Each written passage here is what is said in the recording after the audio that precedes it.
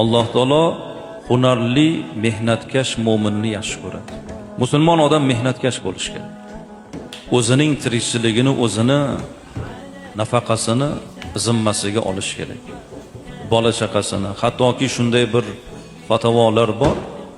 Bandani nafil ibodat bilan oyoq beli og'rib, charchab, horib qolgan holatidan ko'ra halol kasbdan charchab, horib qolgan holati Allohga xush yoqadi.